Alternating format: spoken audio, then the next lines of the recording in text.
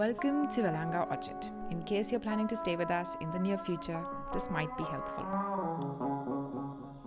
Let's rewind a little bit and talk about you getting to us. If you're coming from a nearby state, you can take a bus or a train, which will stop at the nearest town from the farm. If you're taking a flight from any state in India or any part of the world, we recommend reaching Bangalore or Bengaluru Airport. From there, take an airport taxi or a cab company recommended by us at the time of booking and come directly to our farm. It's approximately 172 kilometers and around a 3 hours drive. The highway has many decent stops like Cafe Coffee Day, the Highway Star, Torino's, the Radisson Individual and more. Decent food, decent restrooms. The highway is quite gorgeous and I recommend a good playlist or a podcast for the road.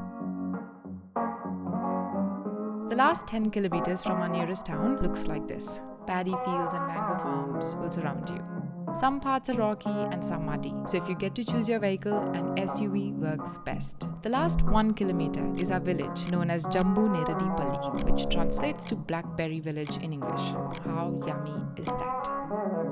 Alright, the last stretch turns into a narrow lane. This is when cab drivers think you're kidnapping them or complain about off-roading.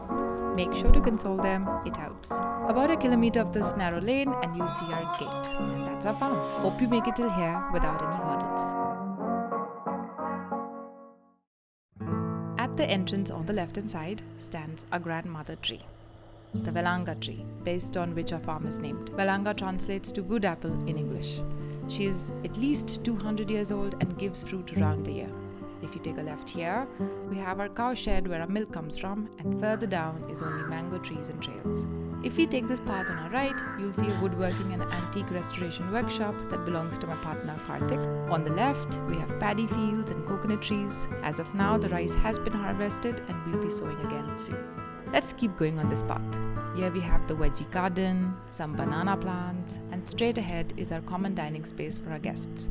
Let me show you around. When Karthik bought the farm more than a decade back, this was the only structure he built, a big mud hut, just for kicks. He and his masons thought it would be funny to go as high as possible. So here we are, a super tall, 24 feet high hut made of mud that now hosts our guests. This is where we get together outside, and inside we have the dining. Tomato red, forest green and mango yellow has been used generously.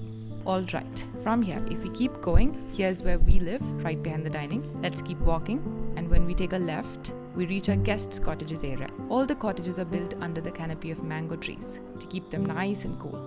They're built with local, mostly upcycled materials, furnished with antiques and covered with Kerala tile roofs.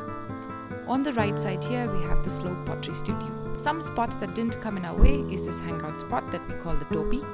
This cement patch where you can work out or chill, however you may want to use it. Alright, lastly, let's walk this way to our left, towards the edge of our farm. Open this gate and you have a path which leads you up to the Maheshwara Konda hill, or what I fondly like to call the Grandfather Hill. That's it for now. There's so much to our farm and we'll do more of this to show you the forest, the flora, fauna. For now, bye-bye.